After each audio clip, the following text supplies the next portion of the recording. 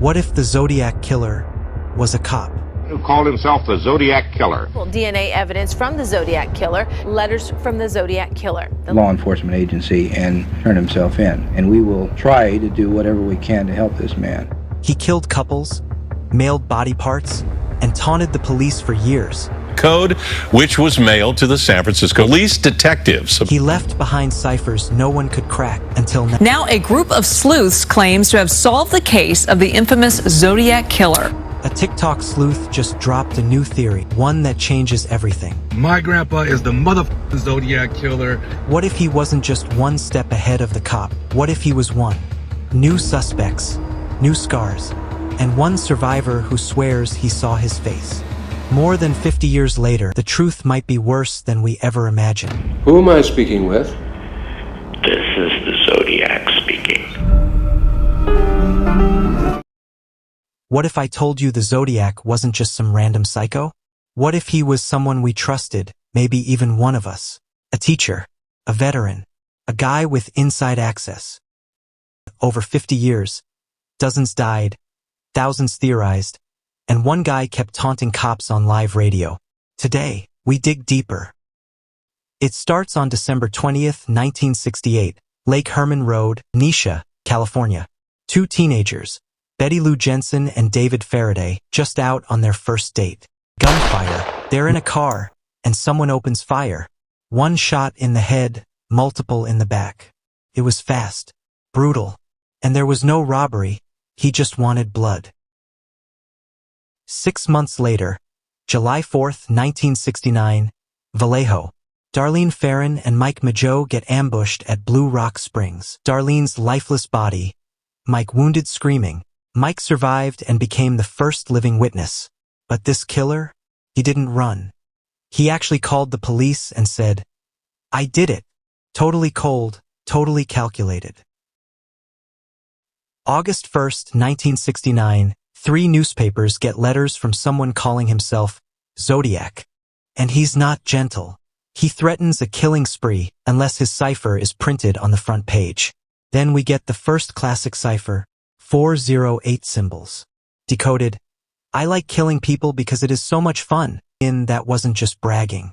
340 cipher. According to the San Francisco Chronicle, a code-breaking team from the US, Australia, and Belgium, they have finally unlocked this riddle. It has puzzled authorities since the Zodiac Killer sent this to the Chronicle in 1969. It says, quote, "I hope you are having lots of fun trying to catch me. I am not afraid of the gas chamber because it'll send me to paradise all the sooner because I now have enough slaves to work for me."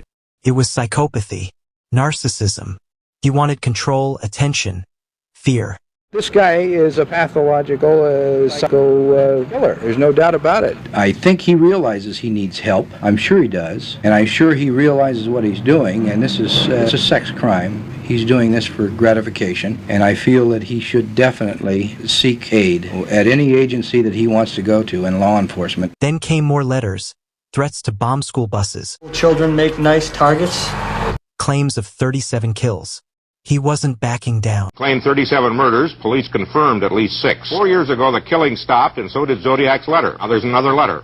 Deputy San Francisco Police Chief Clem D'Amica said it's the 16th letter received from the Zodiac Killer and the first since 1974. The Zodiac Killer is responsible for at least 5 murders in the late 60s and early 70s. Tonight, the case that was considered all but unsolvable may have new legs. September 27th, 1969. Lake Berryessa. Brian Hartnell and Cecilia Shepard are having a casual picnic. He tied them up. She tied you loose, didn't she?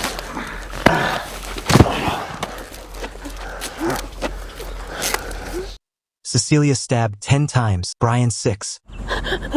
It's okay. This is all gonna be okay.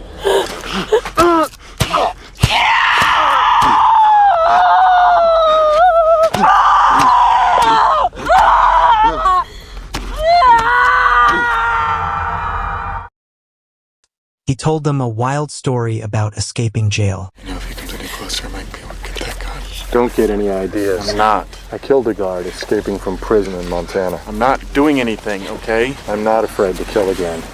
Then he disappeared. Brian survived. He gave police dead-on descriptions.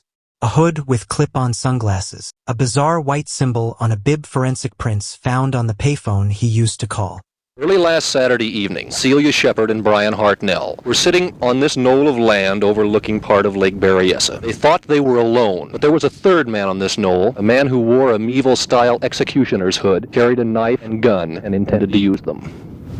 The whole thing, like I mentioned before, at the beginning, I did think I was going to die. From that moment on, one has to have certain goals. The first goal, of course, was to live. I suppose the second goal was to get untied. The next one was to get help, getting to the hospital. You have to have a successive set of goals. Found this young girl in on the all stabbed several places, and her boyfriend came to from, he had been stabbed. He had taken off for help.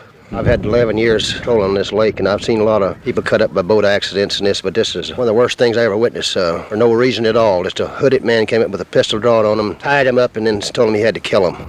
Brian will probably be able to leave Queen of the Valley Hospital fairly soon, but where he's going from here is being kept secret in the event that the man who attacked him and killed Cecilia Shepard on Lake Berryessa tries again. October 11th, 1969. Paul Stein is driving his cab in Presidio Heights, San Francisco. One shot to the head in broad daylight. But here's the kicker: Zodiac took a swatch of Paul's shirt and mailed it to the Chronicle. He wanted proof. He claimed he killed a cop, even drew a bomb diagram targeting buses.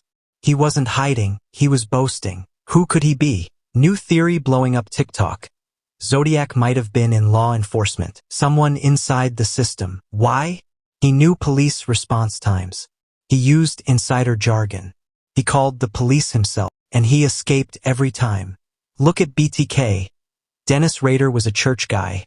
Golden State Killer was an ex-cop. Possible DNA evidence from the Zodiac Killer to a special lab for analysis. They hope to get a full DNA profile that they could then submit to a genetic website. Same way officials caught the alleged East Area rapist. He hopes to use the same open-source DNA database technique that helped identify Joseph D'Angelo as the suspect in the Golden State Killer case. The hope that those envelopes he licked closed years ago might be the final piece to crack the case.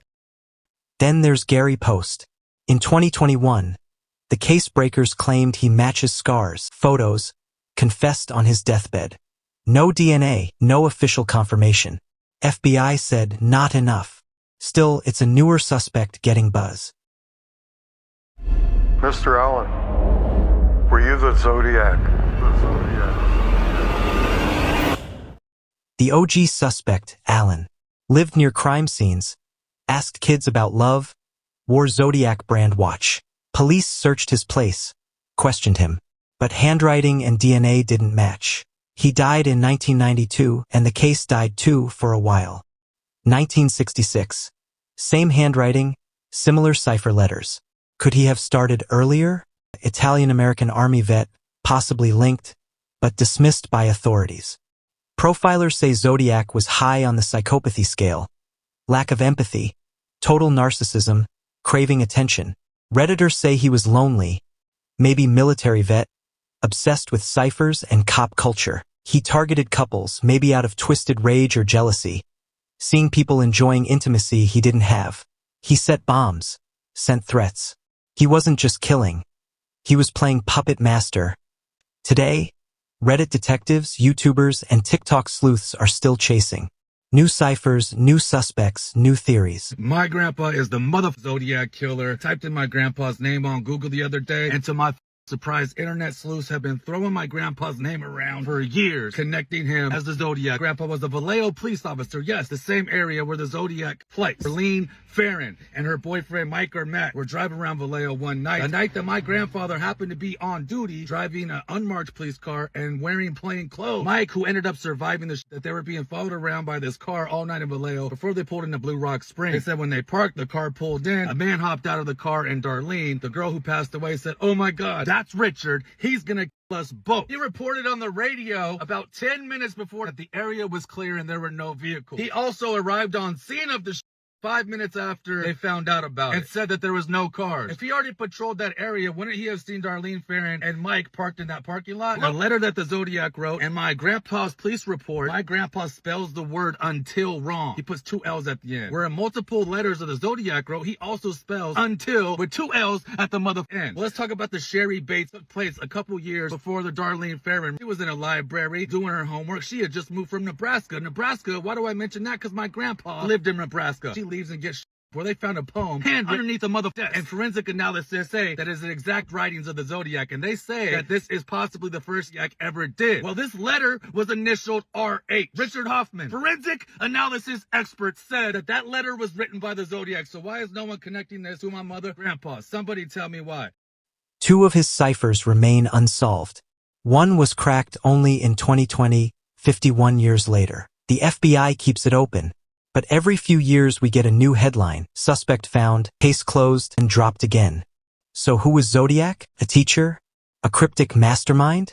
Maybe all those things. And he gave killers a blueprint, terror by letter, murder on a whim, hide in plain sight. We may never know his name, but we'll never forget his symbol. We'll always wonder, who is the Zodiac and where is he?